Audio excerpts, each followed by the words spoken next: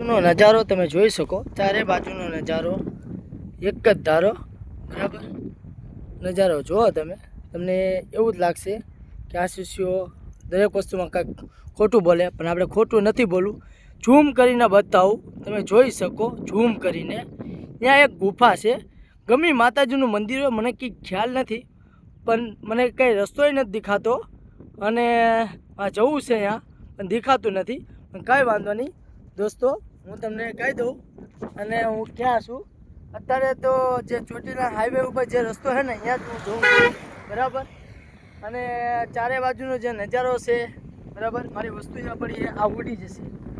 અને તમે આ એક જમીન ઉપર તમે જોઈ શકો કે આ જમીનનું જે છે ને, આ રસ્તા અમુક કાચા છે હરિયાઈ, અને આમાં છે ને આ લાલ માટી બહુ લાગે હો.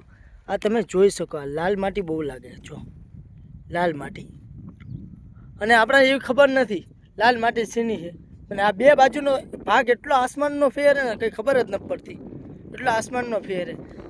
તમે ઓલું તો જોયું હશે માતાજીનું મંદિર, ગુફા છે, પણ આમાં કમી હોય તો કાંઈક મને જણાવીને કહેજો શું છે, બરાબર. મને કંઈ ખબર નથી. જય શ્રી કૃષ્ણ.